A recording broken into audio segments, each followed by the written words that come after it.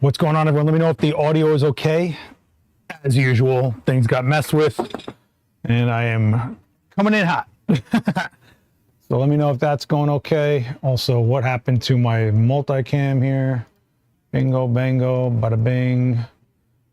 Yeah, we're good. Okay, cool. All right. Let's get into this. I am officially 1 minute early. You guys are getting overtime on this one. You ready? You ready? Let me move this out of the way. Bada bing, bada boom. What's going on, everyone? What's going on? Let me know if everything sounds all right. We're going to get into this. Why is this so far away from me? All right. That's going to roll and hit the floor. Okay, let's do this. Bingo and bango. How's it going, guys? Welcome.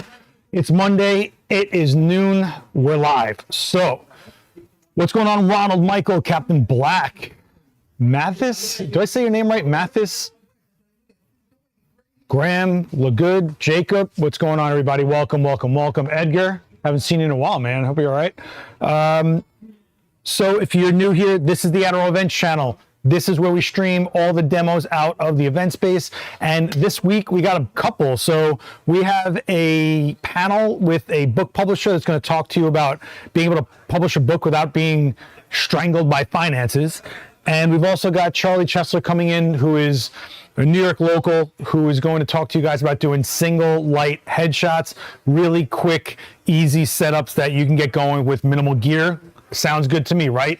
So let me know. Matthew is the ENI. Okay. So just make sure you hit subscribe if you're new here. Stay up on that.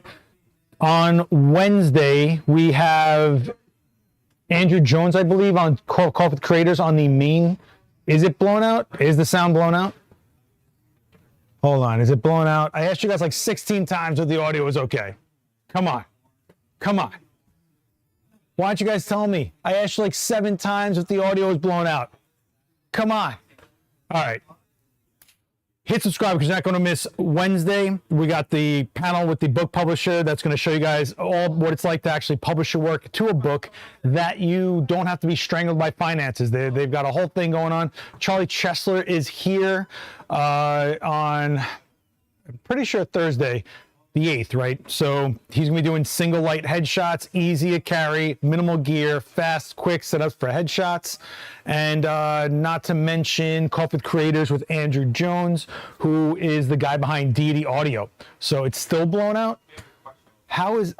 Everything looks low on my end. Oh God, I asked you guys like 6 times if it's okay. How's that? Is this any better? Better?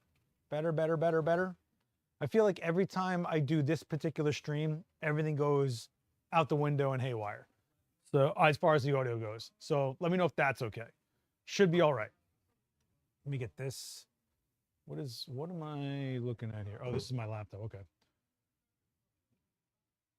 All right. So now it should be a lot better. Okay. Better? Great. Jeez, man. I asked you guys like for 2 minutes straight before I was even live. This is on you as much as it's on me. All right? Is that fair? Let me know. Type fair in the chat if you think that's fair, okay? Anyway, if you guys didn't know, Mondays, noon, I go live for you guys. We do an Ask Me Anything. I try to show more than just talk. Lately, I've been doing a lot of talk because I was in the middle of trade show season. This is episode 11. We're doing this 11 weeks. Can you believe it? If you're new to this channel, hit subscribe and hit the bell because you want to be notified when we're actually live, okay? You want to make sure that you're in this chat, not just checking out after the fact. Try to get in those chat rooms and, interact as much as you can on the spot. It is so humid. My hair's all wrecked, but, is what it is. I better sign in earlier next time. Yeah, no, I think it's okay. Listen, this is as much me as it is you, right? So let me know what you guys are thinking about, what you guys are having problems with. I'll try to get through it. I did put a question sticker for my IG, and you guys did fill it out. I have a few questions on there that aren't really demo related, so I'll try to I'll answer those. Yes, Quinn is in full effect. We are happy that Quinn decided to join us today. Her agent was like, all right, I'll let you do the low-paying job today, but then you got to get back to real work. The Met Gala is tonight. She's got to get over there. I mean, she's gonna get dressed, the whole thing. It's gonna be amazing. So some of the questions I got from you guys before we jumped into this were, people are actually asking, how do you get your guests for Coffee with Creators? Honestly, I'm trying to make it as organic as possible. What I want to do is make sure that we are tying the community together. So I'm trying to get colleagues, peers, people I've worked with, people that have been on, have some sort of relationship with Adorama, the content team. A lot of my guys that are part of the content team are like, hey, I worked with this person, they got this project going on, go check them out, go check this out. So we're 51 episodes deep on Coffee with Creators, believe it or not. So that means there is a ton of people, and I don't even think one person has been repeated yet. So there's that. Plus, this month is already booked and scheduled. We're already going into June. I have an all-time favorite guest coming up. I'm gonna wait till that gets posted to be 1,000% sure that it's all good. Other than that, that's Wednesdays, 11 a.m. Eastern. And honestly, go and check out the Coffee Creators playlist. It's a pretty good one if you just want to put it in the background and, you know, play it while you are like editing or whatever. It's pretty good. And I think there's a lot of inspirational stuff out there. There's a lot of insight that I don't think you can get any other way. I try very hard to make Coffee Creators not cookie cutter, and I try really hard to make it worthwhile for you guys, where we're not just talking to 50 different photographers, but we're talking to illustrators, producers, art directors, filmmakers, DPs, like what, there's a huge gamut of creators on there, but also the discussions. I really, really try hard to make sure that we're getting something deeper, that you're sitting at the table with creators you probably never would get to, especially if you're someone that is in some like isolated area in this world where it isn't New York City, where there's production on every block, right? So I hope you guys get that. Let me know if you guys are fans of CWC. This chat room is gone cold. Are you guys, am I still live, guys? Let me know. I feel like the mic's low now, but maybe I'm just crazy. Is the mic a little low? Check 1, 2, 3, 4. Nah? So yeah, I don't even know if Mamoon is still alive, by the way. This is my favorite falafel place in New York, personally. Been around since the 70s. Been going there my whole life. St. Mark's, McDougal Street by Washington Square Park. I mean, I love Mamoon's. It's all New York, all New York. If you guys do want to see any specific guests, we can try to reach out to people. You're always welcome to drop comments on the streams or whatever if you're looking to hear from somebody specifically, but they have to be able to come here in person. That's my one stipulation for Coffee with Creators, is that you have to be here. None of that, we're gonna watch a Zoom call junk. I'm over it. I'm sure you're over it. I am not into it, okay? I'm using a Pro Photo remote as a mouse. You see this? This is how this stream's gonna go.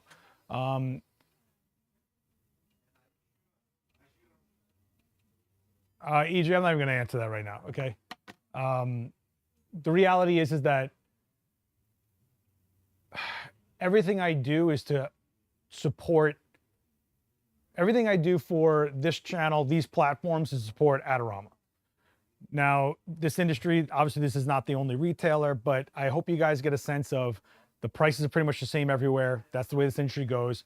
But you can go and support the places that support you, and choosing Adorama as your retailer of choice, at least the first time you try to make a purchase, at least, goes to supporting things like this, having staff to create the content, the 2 videos a day we've been doing for 15 years, all the live streams, the blog articles, everything that we've produced for you guys to stay educated and have your hands fueled to go create what you're going to create, starts with you guys throwing support. And sometimes it's as easy as hitting like, hitting subscribe, dropping comments, engaging back. I know that sometimes, especially if you're international, it's hard for you guys to choose Adorama as your retailer, but you can totally support the platforms by just doing free things like hitting like and subscribe, or even just sharing around the videos to somebody you think would feel like they're helpful. By the way, this QR code will take you to the Adorama events page, and that will show you what's coming up. We've got a pretty good week coming up. The rest of the month is looking pretty good. June is looking pretty good. And, what I try to do so you guys have probably seen me speak at other things like WPI and Imaging USA and Shutterfest. Those are actual industry shows put on by organizations in the photo community, not brands or whatever. Those are, PPA, Professional Photographers of America. That is Imaging USA. WPI, that is the industry coming together. There's no one thing, not one retailer, one camera brand, one lighting brand. There's no one thing. That's where you really get a conference. That's where you start really seeing what the brands are bringing to the table as far as equipment goes, where things are going as far as the industry goes, what professionals have to bring back from all the actual in-field work they do to then share with all of us, right? So when I'm on those stages, I'm trying to give everybody as much technique help as I can, as much insight as I possibly can, just like this. It's a little more intensive, I would say, on a trade show stage than something like this. This I'm trying to keep casual with like no set plan. We just kind of shoot. But I do urge you guys to at least check out some of those shows that are industry shows. WPPI in Vegas. Imaging USA will be in Nashville next year. And you can even find local ones that are smaller that you don't have to get yourself a hotel or a flight. Maybe you can drive into or whatever, go for one day, stuff like that. So that's what I'll say about that. E-City NYC is asking, any thoughts on the EOS R50V? Haven't touched it. They haven't really given us anything with the V series yet, really. So I don't want to speak on anything I haven't physically touched. It does look like Canon is going after a market more for mass audience video, I'll call it. Kind of like, hey, I don't want to spend a lot of money. I just want something small that can film what I need to be filmed. So either for, not just for family members, something like that, but maybe someone's trying to start a channel, or maybe you work for a company and they're trying to get their content going for whatever brand they're doing. I mean, I've seen plumbers start YouTube channels and they've been wildly successful because no one taught those kids how to, plunge a toilet or something like that. So they need something to film on and they want to do something that's not their phone, so there's that. Another question I got from you guys is, do you try any other genres to spark creativity? I do so much of this that the battery's pretty worn out by the time I'm done. I've always said I would like to do something filmmaking related, or maybe do a short film or something one day based on the way that I shoot and I light. And haven't gotten there yet, but I have enough people peripherally that I could pull in for a project like that if I wanted to. But I definitely read a ton of graphic novels. Video games, believe it or not, I think, especially now, are basically so cinematic, and I always decipher the lighting because it's like a computer engine decided what the light should look like, and I always try to keep that in mind when I'm seeing how the graphics play out, especially ray tracing. Movies. Always going to the movies. Whenever I can, I'm popping into a theater and I'm sitting down and just absorbing whatever I can and stuff like that. And I urge all you guys to do that as well. Get other mediums in your skull because it'll all reflect in your own work. And then the last question I think I got was, do you plan photo shoots? Oh no, this isn't the last question. I'm sorry. A couple more questions. Do you plan photo shoots, or are they an idea that happens as you see and handle products?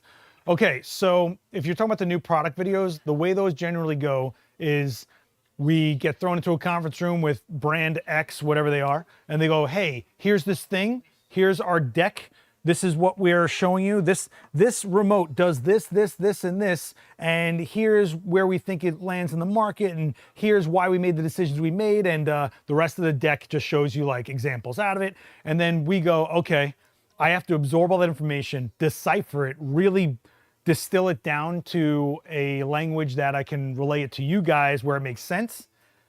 Then I go, who is this for? And I try to apply it in that manner. So for example, you guys probably saw my Sigma 300 to 600 f4 video. Yeah, that wasn't a lens I'm gonna take into the studio and shoot what I would normally shoot, right? No, that we had to go do some long lens game with it, right? And I wanted to use the lens in a way that showed what made it special. So I showed a lot of foreground elements, showed you how shallow it can look, showed you the focal length, how quick I can go from 3 to 600. Are you guys with me? Because you guys went quiet again. I hope you're all right. Hope this stream is all right. So there's all these like elements to everything that comes out and comes to our hand as a product for the product videos. we have to find this balance point of it's worth watching. The video is worth watching. It's not just me standing here and going, here's what this thing does. It has to kind of really apply the tool the way it was meant to be applied, right? It only makes sense for us to go, who is this for and how would they use it? And then we show you what you would get out of it, how you would use it. Like we wouldn't take a hammer and try to get put a screw into a piece of wood, right? We would know, we'd find a nail. Same thing with the gear.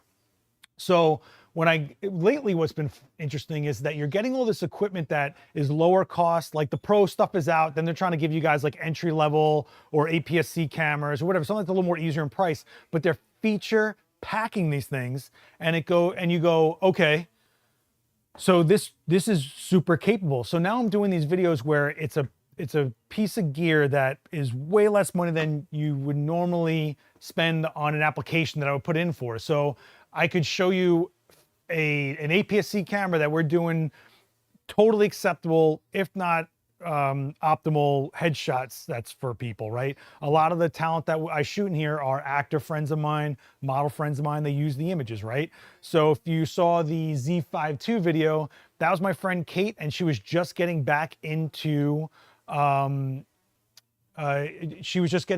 modeling, and I knew she could use certain types of images, so I gave her a bunch of different looks. But I made sure that if you're going to buy a Z5 II that is considered their lowest cost full frame, right? How would you light up Kate? You wouldn't be pulling out a $20,000 Pro Pack. You'd be pulling out a single light, maybe a softbox, and working from that. And that's kind of how I started. If you watched that video, it was single light, and we shot it nice and shallow for that headshot type look, that straight face value, you know, very front facing. Then I switched it up and gave her 2 lights, so you can grow with the camera, grow the kit, grow your style, elevate the style, not having to always buy 10 tons of gear, but just thinking about what else am I trying to do? What else can I do? What else can I offer, right? And then I took her outside and we shot on the balcony with just a camera and a lens that's under $200 to show you guys you could do it with just natural light and no reflector. I mean, come on, man, you know?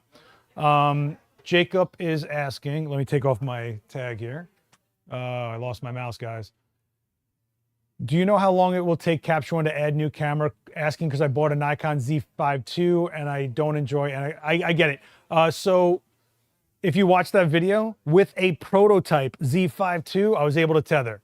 I wasn't reading RAW files, I was reading JPEGs, but so far Capture One has had a tight partnership with Canon, Nikon, Sony, and Fujifilm to a point where they've been ready at shipping of camera to have the RAW file readable. So I'm confident in that, especially since I had a prototype, a pre-production model, tether totally fine.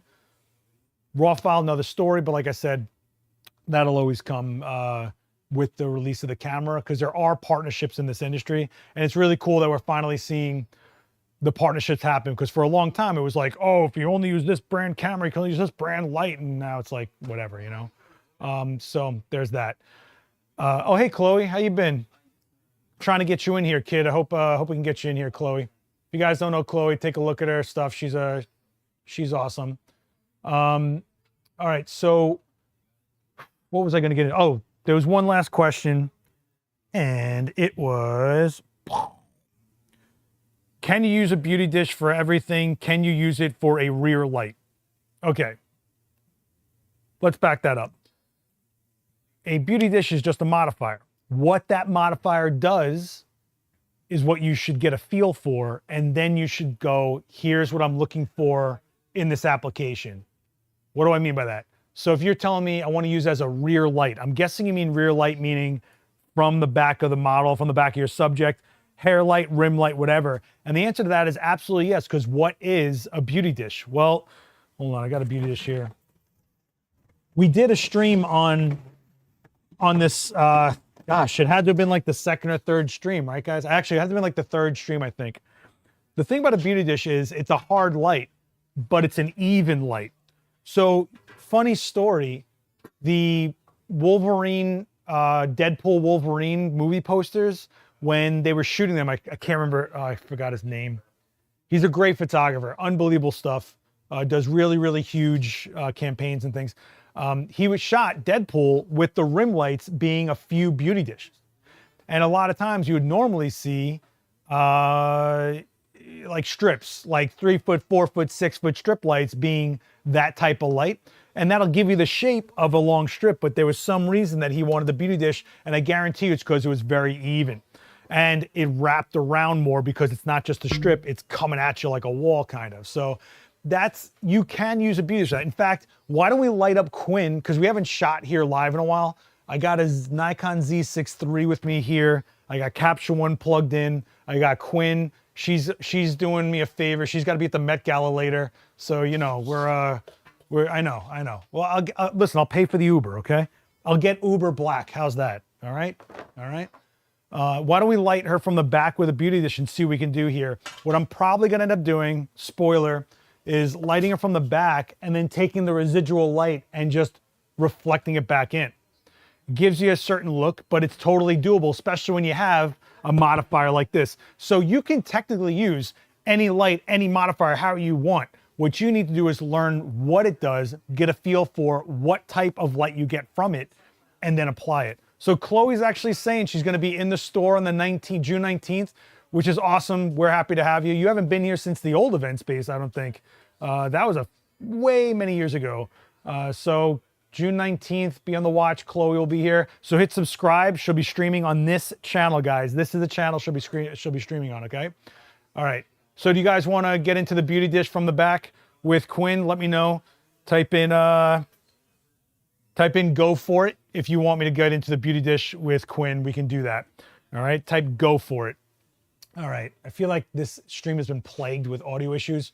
Also, there's about 50 of you in the chat, only 34 likes. Hitting like is free, and it's an easy way to support this channel and all this free educational stuff that we try to give you guys, all right? Man, oh, it is raining hard out there, huh? Ooh, it is raining hard out there. All right, I got a bunch of go for it, so we're gonna go for it. Crazy idea, right? What happened to the tag on my beauty dish? Did Dan rip the tag off? No, there it is, okay. The tag on a beauty dish, this little tiny, this thing is the only way to like really pull it out nice and even without wrecking the grid. And the grid is like as much as a beauty dish. So, all right. So we're not going to grid it in this case because we want the light to spread around. So let's start off with what's the first thing we got to do when we're shooting in a space that we're controlling all the light? What's the first thing we got to do? The first frame, what is it? What are we doing? By the way, this is a ProPhoto B10X Plus. I have it here, so we're going to use it. What's the first thing I got to do, guys? Come on. You've been to my demos. You've been through my demos. Give it to me, baby. Give it to me, bye-bye. Can I get you right here? Thank you, Miss Quinn. Yep. Oh, no. Perfect. Oh. So who's styling you tonight? Oh, they're good. They're good. I worked with them. Yeah, they're nice. Black frame. That's right. We want to make sure that we are controlling all of the light in the space, and we want to make sure the only light we're recording is the light we're creating, right? It also gives me a baseline for how dense my shadows are. So let's get this going. I'm gonna just go right to f8. I'm gonna go to ISO 100, which is the lowest ISO in a normal range, and I'm gonna do 200th of a second, which is my comfortable flash sync for this camera. This is a Nikon Z6 III. This is a 24-120 f4 lens. You guys have seen me use this like crazy. It's one of my favorite lenses. It's definitely one of my favorite all-around lenses. All else fails, I start with this lens. I see what I'm settling into, and then maybe I'll change out to like a different prime lens later if I'm feeling I'm trying to get a different look out of it. Okay, so we are. Let me just get the remote so that I'm all in one piece. Any questions so far, guys? Hey, Melanie, how you been? Hope you're well. Hope you're well. All right, let's take a look at you. Bada bing. Oh, you know what I'm going to do? I am going to take it off of these modes that I left it on because Seth is, you know, sloppy when it comes to this stuff. Okay. Where's my autofocus point? There we go. Okay. Oh, I didn't. Am I tethered? Am I tethered? Am I tethered? Well, this is what we did last time, apparently. So that's where we left it last time. I don't even know what we did last time. Does anyone remember where we shot that? Okay, so this is the black frame. So even at f8, ISO 100, I'm seeing a little bit. I'm seeing a little bit of her. Okay, you know, it's kind of crazy. That's how much light is in here right now, but it's not really that detrimental. I don't think it's making that big of a difference. We could close down if we feel that we want to really, really eliminate the space. But I'm not that crazy. You know, I think we're getting like a stop and a half, maybe stop in 3/4. So I don't think it's detrimental. If you guys think we should get it even tighter, we can close down. I could shut off some lights, or I could drop down my ISO to like, I don't want to drop my ISO down actually, but I'm pretty good there. I'm going to leave it unless you guys really want me to go black. If we go black, if I go to like F10, which I don't think we need to do, but this is F10, and you can see that it goes black. Can you guys see the difference on the stream? That there's a little bit of her hair showing here, and there's more blacked out over here. Okay, so I'll leave it there. Why not? Okay, so now let's light her up, right? Well, we've seen the beauty dish in the front 8,463 times. So let's do beauty dish from the back like that person's asking me about, right? This is a silver beauty dish with an opaque white disc. Now, we can do a couple of things here, and I'm going to let you guys vote. We can either do more of a rim light, or we can do more of an overhead light coming down from the back this way. I'm more of a fan of this than I am from the rim, but you guys let me know if you want to do more of a side or more of an overhead. So type side or overhead. Again, I'm voting overhead, but this is also your stream as much as it's mine. So you let me know. While you guys are deciding, I'm going to turn this thing on, and we're going to make sure it's in the proper groups and channels. Okay. So I'm going to put in my favorite channel, and I'm going to put in group A. So I got Melanie saying overhead. Can those discs be changed out? Absolutely. So you have a lot of choices when it comes to discs that go in there. Some of them make no sense. Some of them make amazing sense. I'm actually more of a fan of a translucent disc than I am of a hard, completely opaque metal disc. And the reason I like that is because I feel in certain situations I can really make it meld together nice and have a bit more of a highlight to shape with. Some people don't want that highlight at all. And then you could even have, I've seen people put black discs in there to try to mitigate even more, which I don't think does anything but eats light for no reason. I've seen gold plates in there, which gives you a little bit of warmth. You know, it's not all gold, but it gives it a little bit of a subtle warmth. So you guys are voting overhead, so we can do that. Of course, I'm gonna put a sandbag on the stand because why wouldn't we? We're gonna do it overhead. That means that we gotta weigh this thing down. This sandbag feels a little light to me, so I'm gonna throw a second one on there. I wonder what's in that bag that it doesn't feel. I don't know what that was about. All right. So generally what we're gonna do, now there's like 10 tons of weight on it, is we're gonna put our arm over the tall leg, and I'm gonna do a easy 45. Okay. And the reason I'm doing a 45 and not straight overhead, because I'm going to want this light to come back around her and come towards me. So I have residual light, extra light to then throw back at her face. Because she's going to turn into what? If the light's coming from behind her, she's going to turn into what? A silhouette. Now, the other thing is, do we want to do this in TTL? Well, we do it in TTL. You have to realize, whoop, did I ding you? Did I ding you, sweetheart? A little bit of a ding. It's okay. You're a tough one, I know. Oh, you know what? I'm going to shrink this a little bit. And we're going to keep this arm over the tall leg because that's what we do. And I'm going to make sure that deflector, that plate is right behind her head. Now, if I put into TTL, am I on channel 13?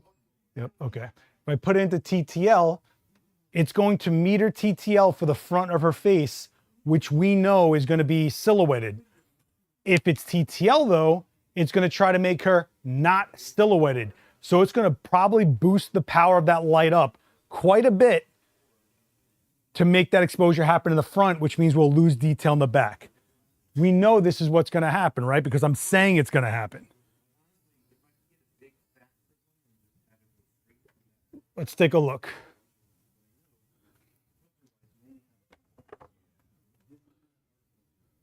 You know what? I got to make it a little taller because it's going to be in frame.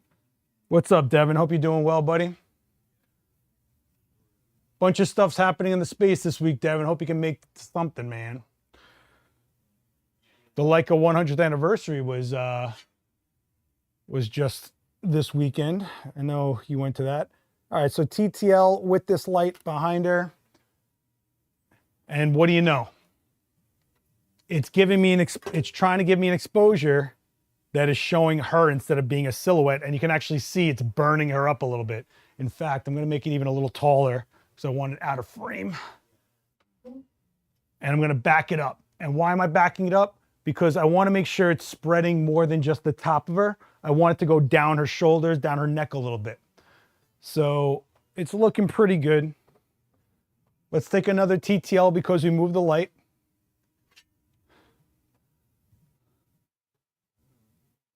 Take a look. This is TTL again.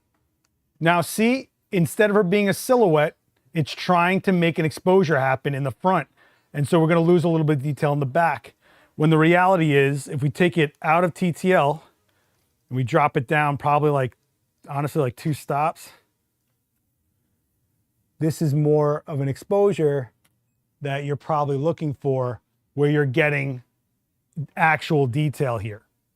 So you see how we're seeing, you would see fibers of hair here. It's kind of just blowing out. So you have to make a decision if you want that type of look or not. But the reality is that light is pretty even because it's a beauty dish.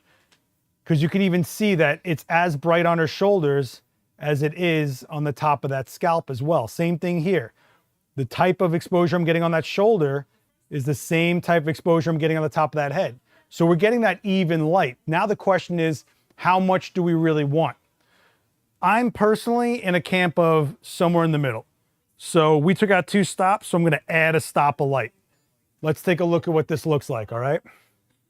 Bada bing and bada boom, right? So now what we have is detail still on that rim light, but we have no silhouette. It's still a broken shadow. We can see a little bit of her. But what that tells me is my hottest part is not overexposed. The only light source in this frame is not burning a hole through my subject. So what does that allow me to do? It allows me to bounce that light back in because I have all this light coming back at me past her. I can bounce it back in before I pull out another light. I can bounce in, right? So let's see what I got here. I have whiteboard or I got silver. I'm going to start with the whiteboard because the whiteboard's going to be more of a scattered bounce rather than a hard-hitting silver bounce. Because remember, we got a hard light going into a hard reflector, right? So let's try the white first. The Leica was pretty cool. Yeah, it was pretty cool. How can we like before you show us something interesting? Doesn't matter. I've hit like 30. Okay, thanks, man. I'd like to think after, what, a decade of this or something like that, I'd like to think that you can bet this is going to be worth your time, right? All right, so let's go back to the tether. Actually, before I do that, I'll show you that this is how I'm going to hold it. Because what I want to do is get that light to hit this reflector and bathe back down. We don't want to do this. Why? We don't want to do this because we don't want to light her from underneath. Not exactly the best thing in the world. And you're talking to a guy that shoots zombies and creatures for a living, mainly with underneath light, right? So we want to give Quinn the best because she's going to the Met Gala later. And we want to make sure she's we could do a pizza reflector. If you guys want to do, we can do the pizza box reflector.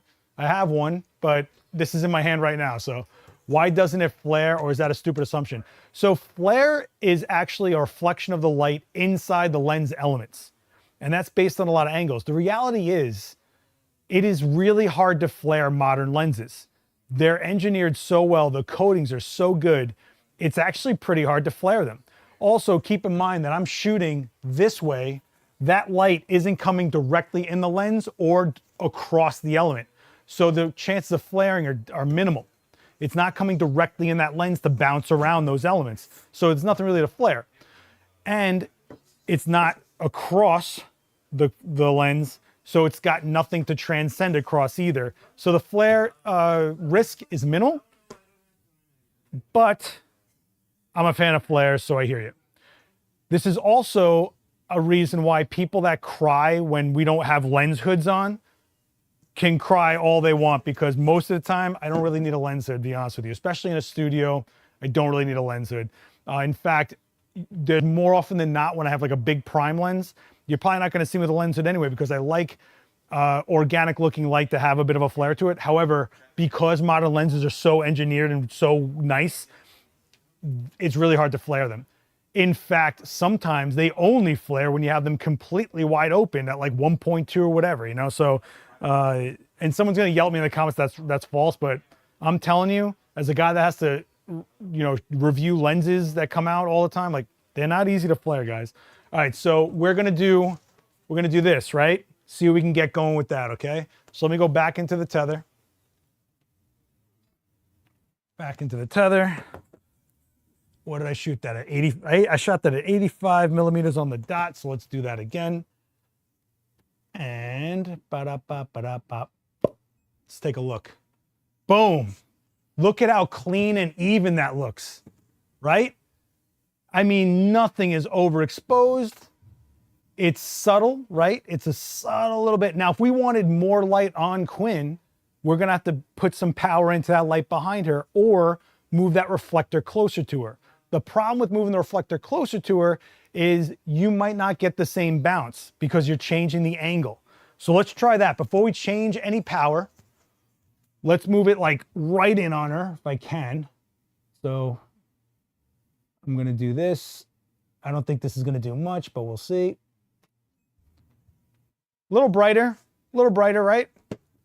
Very, very, very subtle, but I don't think it's worth it. Clean light though, right? Really, really clean. Now let's try it with a little bit of extra power on the back. So I'm gonna give it 3/4 of a stop. Yeah, we'll do 3/4 of a stop. And that means that rim light is gonna get a little hotter too, right? So now that looks pretty clean to me. We were here, we added the fill, we moved the fill closer, so we got a little bit more heat on the top points of her cheekbones, right in the middle of the bridge of her nose.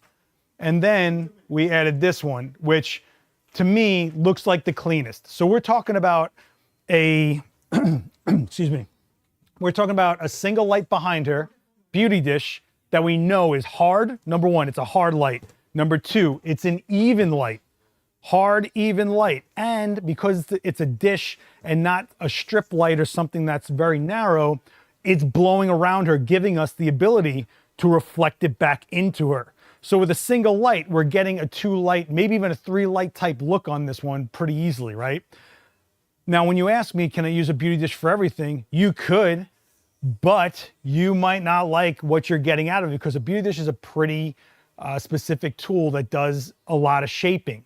You know, it's a hard light that lets you get in close, get faster fall off, shape the bones, get some shadow going on where you want it, but it's a very, I don't want to say precise, but you can get precise with a beauty dish. If this had a grid on it, I'm not bouncing anything back because there's not enough light coming back at me around her because it's so narrow. Now, you guys want to try the pizza box? You can try the pizza box. You want to do that? Hey, what's up, Steve? I hope you're well, man. Is that why screw-on filters cause more flares on me? So there's different types of flare, right? One type of flare is the light goes into a lens and bounces around the internal elements. That's when you see like multiple dots. That's literally a reflection of the glass elements inside the lens. And if it has a lot of elements, you're gonna see a lot of those dots, right? If you're getting the type of flare that's just kind of like a burst across, it could just be the filter has some grease on it or something. I'm known for breathing on my lens or smudging up my lens to get that type of flare. I'm a big fan of that type of flare. It helps me out a lot when it comes down to the special effects shoots. Gives me a really quick, different look on the fly. All right, so this, we all know what this is, right? We know what this is, right? Boom. If you were at the trade shows, hopefully you got one. It's got the silver inline right there. So let's, oh wow, there's red. This is from Daniel Norton. I just want you to know all these red dots. Can you see this? All the red dots on this? That's from Daniel Norton and food coloring. Thanks, Dan. You wrecked my pizza box, man. It's not gonna change anything. Let's start off with the white, and then we'll try the silver, which is going to hit like a freight train, but it's also very directional. It only is gonna hit if the angle is on point. So let's try the white. You guys with me? You guys are dead in there. You guys with me or what? You guys with me or what? I'm killing myself for you guys. Come on now. Come on now. All right. What I like about the pizza box is you can kind of shape it into like a V, so it's more of a wrap kind of feeling thing. It's also a lot less rigid than that board, but we'll see what happens here. All right, so focus and bada bing. Wow, that's clean. Whoa, does she look clean? Look at that. Look at how clean that is. That's one light and a pizza box, son. All right, you know that we got to do the silver, right? This is either, I don't know what this is going to look like because this silver is hard, guys. This is a ridiculously hard silver. Let's see what this does, all right? I don't know if it's going to do anything because it might not hit at the right angle, but we'll see. Yeah, see that? Didn't hit at the right angle. So I got to see where this actually hits. So let me see. There it is. Oh, I got it. You guys ready? Here we go. This is at the right angle. Bang. What? It's like the sun. You see how crazy that is? All I did was move my wrist a few degrees, and we go from this to this, and it looks like a hard sun. Are you kidding me right now? Look at the difference. Look at that difference. Crazy, right? So what is this useful for? Well, I'm so glad you guys asked. Think of it this way. If you have a model that has a lot of amazing texture in the color of their eye, it'll bring it out. If you have jewelry, if you have something that you want to see that real definitive shape, you know, definitely shows hair a lot. When you have harder light, you see a really great texture in hair. However, it could easily show imperfection in skin as well. So you got to kind of watch what you're doing there. But if you're trying to mimic the sun, I mean, come on, man. Come on, man. Let's try from underneath. I'm going to do the white from underneath first. This is not going to look too great, but we're going to give it a shot. White from underneath and boop. So there you go. Got that creeper light going. Now if I did the silver, oh, forget it. She's going to look like the briefcase light from Pulp Fiction. You know what I'm saying? Let's see. This is not going to be okay, but let's see. Oh, huh. Did I miss? What is this, my first day? What is this, my first day? Let's see. Let me see.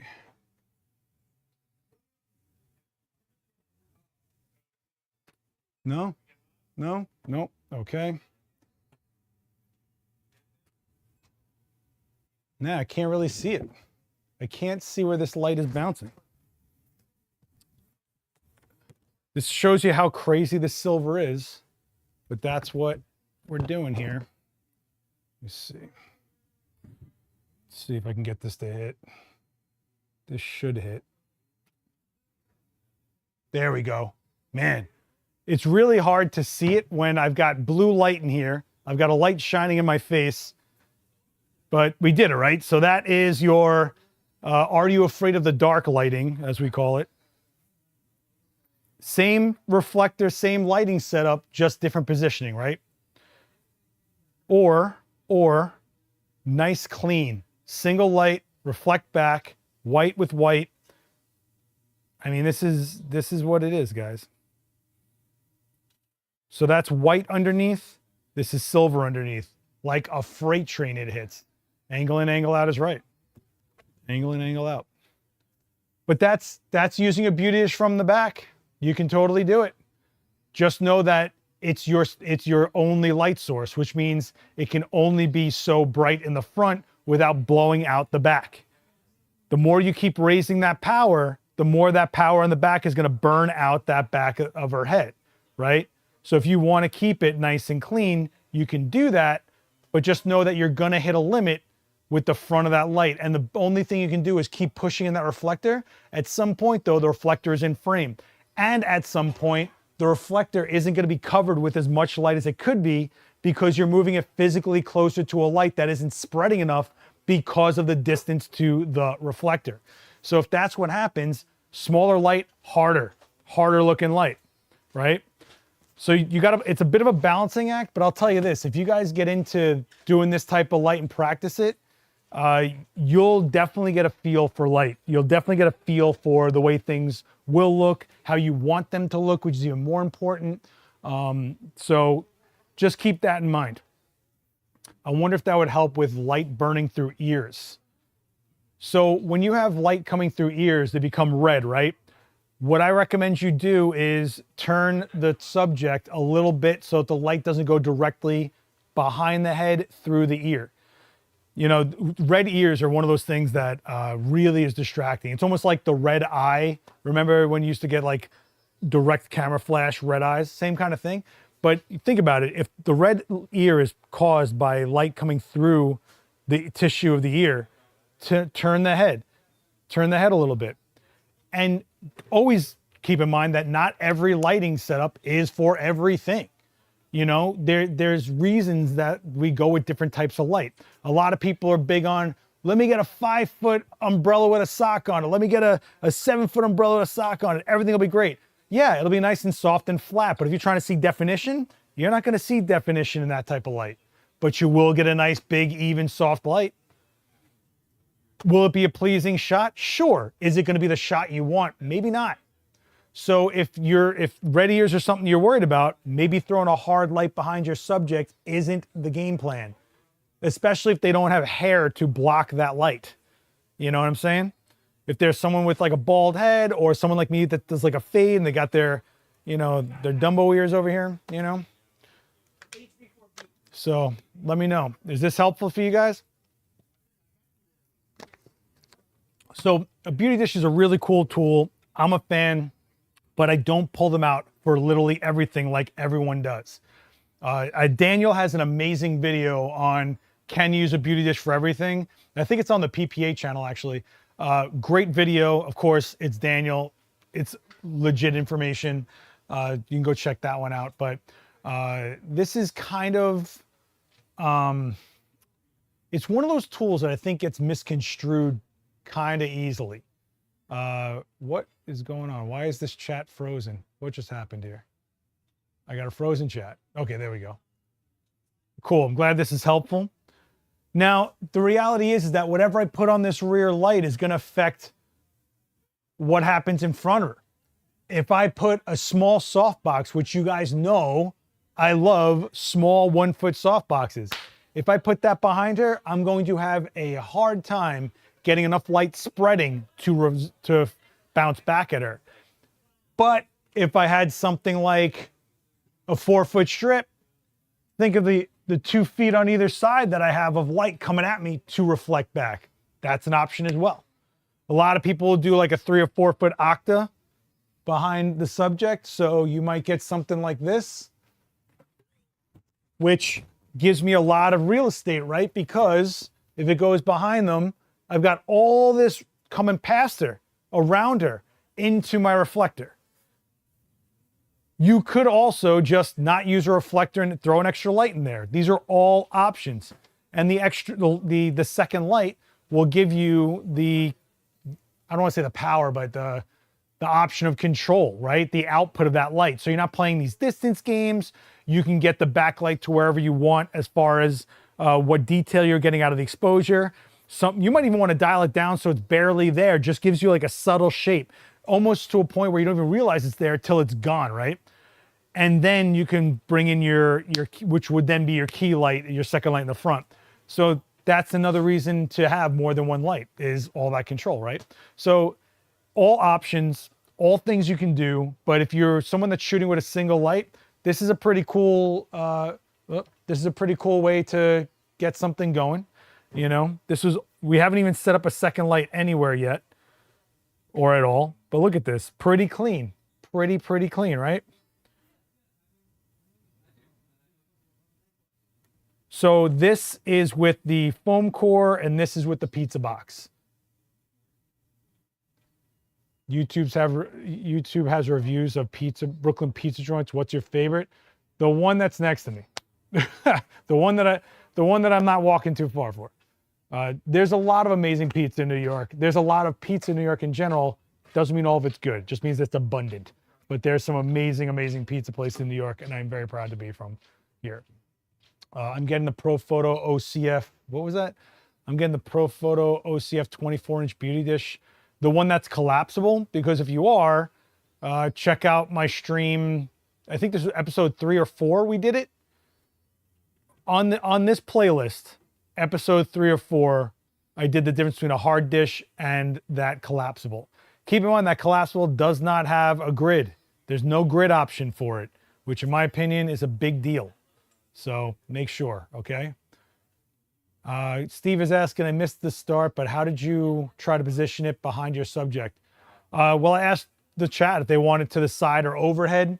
And when I have it overhead, what I want to do is make sure that it's hitting so that it's even. So figure the plate is hitting the back of the neck so that the top of her head and her shoulders have that even feel. Now I also have it at pretty, it's not really a 45 degree, but there's an angle going on here so that's coming down, right? Because what I want to do is have it coming in to my reflector and then it'll bounce back out at that angle. So whatever angle I'm hoping to reflect in, I want to be coming in at. Again, can you guys see my arms here? So we're coming down like this. We hit this board, it comes down. The same angle, but opposite. So you want to keep that in mind a little bit. If it was flat, like right behind her head, number one, it would be in frame, which could be cool. You know what? Why don't we do a dumb right behind her head kind of shot, because we're just messing around. That's what I think that's the fun of these streams, is that we just kind of like go for things. Let's do a right behind her head type of look. Let's see what we get. Because why not? If this is bad, I'm going to blame it on you guys, okay? She's going to look very religious, I'm going to say. Hey, Quinn, can I get you to move over here? Thanks, girl. You're the best. I'm going to lower it a little more. Remember, right angles. We want to stay at right angles for the most stability, right? Let's see. Yeah, let's try that. I'll tell you what, we'll just go right into TTL because why not? We're just messing around, right? And if we got that even the way we had it, what do you think is going to happen this time? Well, let's take a look. Going to go into TTL. Bada bing. Remember, TTL is going to be metering for Quinn's face, right? So it's giving me an exposure up here. It's a lot of light, and I could easily, in 2 seconds, take that light and bring it right back. But I'm going to hold this board more flat rather than at a 45 degree down, and we're going to get this.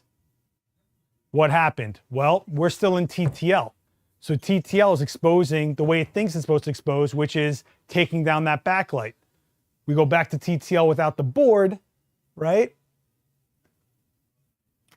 And you're going to get that. Make sense? So let's do that, which is not completely blown out. Then we bring in the board.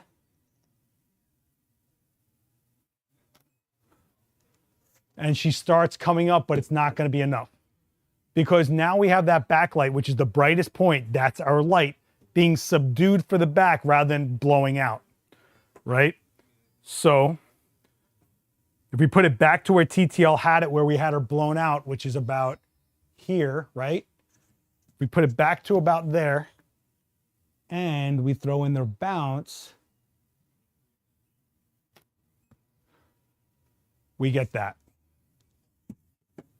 So you get a little bit of fogging, not so much flare. You definitely get fogging. Different, totally different, right? But you see the difference with the reflector in there? So it almost looks like it's just a single light coming from the back, but you're cleaning it up. Let's go for broke. Let's nuke this. Let's go full power on that backlight with no reflector. See what we get. I mean, what could go wrong here, right? Who needs retinas? Boom, exploded. Look at her. She's like an angel, ethereal even, right? In fact, if I go lower, look at that. She's coming for us, guys. That long neck, it's an encounter of the third kind or whatever, I don't know. But that you're seeing a flare. This is full power with a beauty dish, and you're only now seeing a little bit of a flare directly into lens. This is what I'm talking about when I say it's very hard to flare modern lenses. But you can see it, right? Kind of crazy. Let's see what happens when I take the exposure down. Man, this Z6 III, man, they keep telling me it has no dynamic range, but somehow, some way, somehow, some way,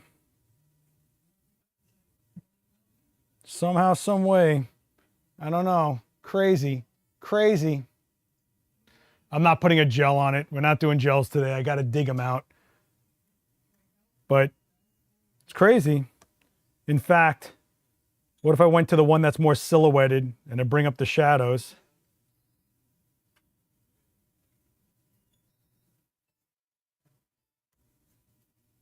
Look at that. Nice, right?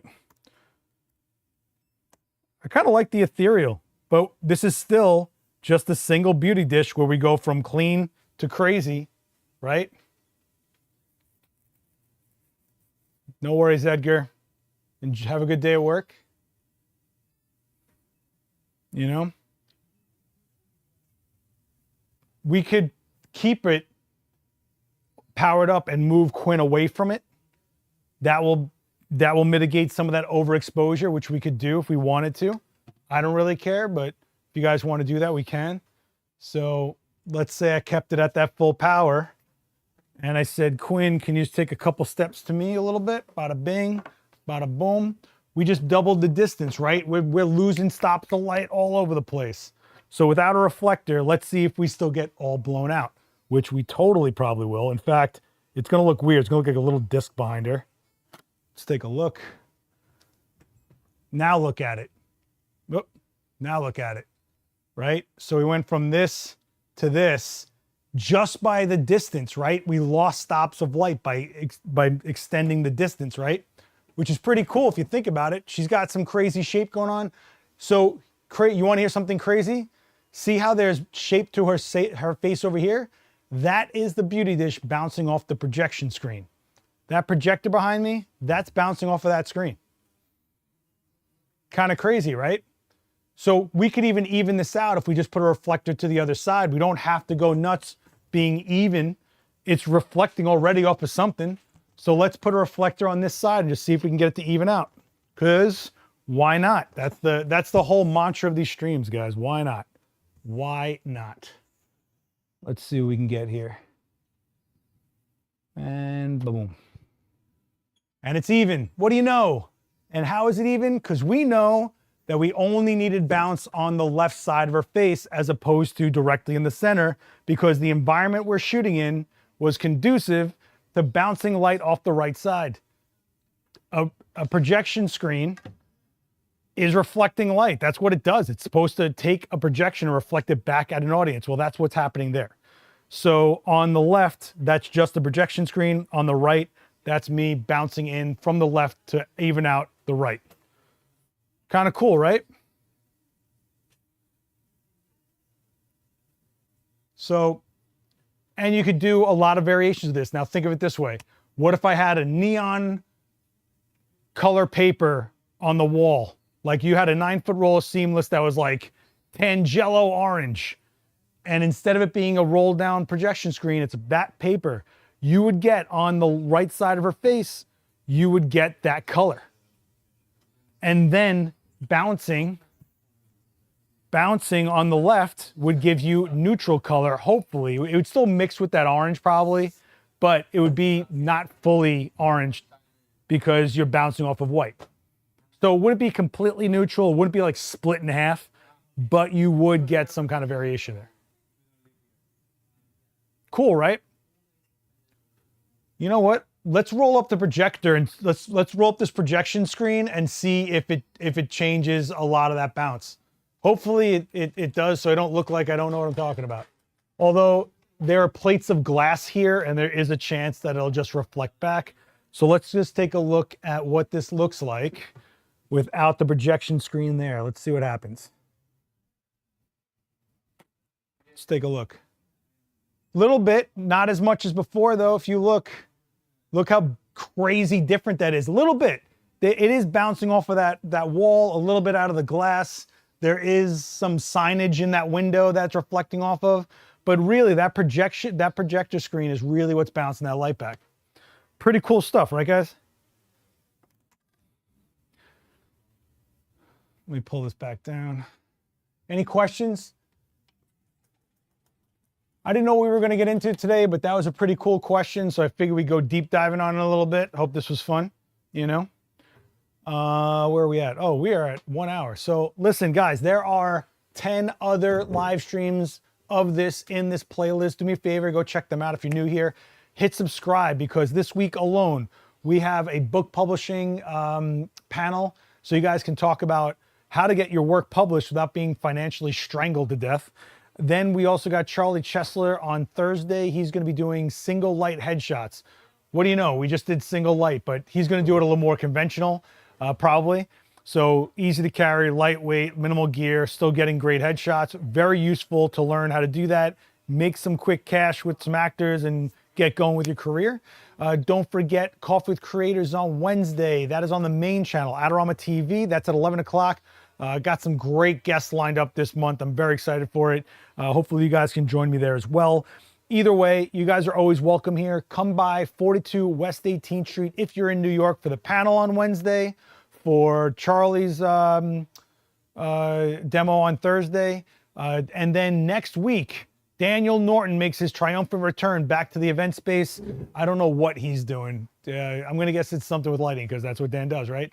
But you guys can come here. This was built for us, guys. So I hope to see you in these seats. I hope you guys come hang out. What's the golden lens in the background in the store? Wait, what? What golden lens? What are we talking about? That isn't gold. That is not gold. That is kind of like a, what would you call that? It's like a shell, right? It's like a lens shell. It's not even a real lens. It's a display. It's to show you the pieces of, I think it's a Sony lens, but it's not like, it's just a diagram. It's nothing crazy. Yeah, that's just like, you're gonna have to come to New York and see it. What do you want me to tell you? No, it's, I think it was that 300? I don't know what it is, but it's, I can't really get it, guys, but it's just the housing. It's just the housing for a lens to show you what it's made of and how it's made. But hey, listen, I hope you guys had fun today. Do me a favor, go check out my stuff here. All the announcements, the new content, videos, events, classes, demos, all the stuff. I really prioritize it on Instagram. So go ahead and follow me there. My own channel's popping off. I got to get back to that. I know. Got a lot of videos coming out this week. Don't forget the Adorama main channel. Adorama Events is this channel, and the new Adorama Cinema channel for all the video stuff.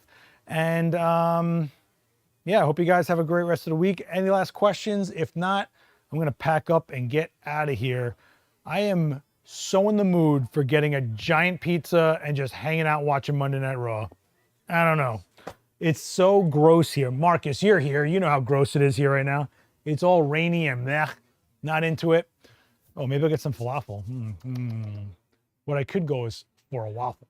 I can totally go for a waffle. Okay. Is there anything else that I got to tell you guys about? I feel like there's always something. There's always so much. Just stay subscribed and follow Adorama on all the social stuff. There's always something going on. But this week, I hope you guys can make it out to the book publishing talk.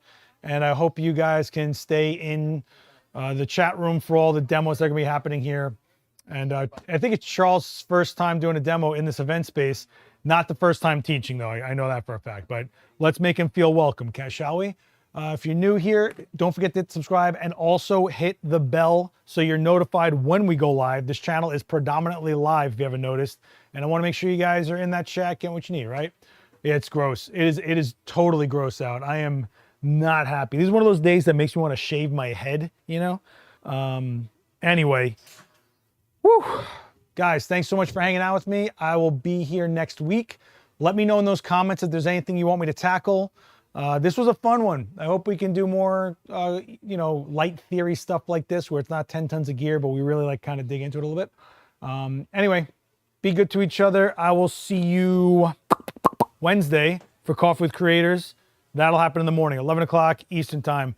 Be good to each other out there. I will see you on the next one. Bye. Whoop.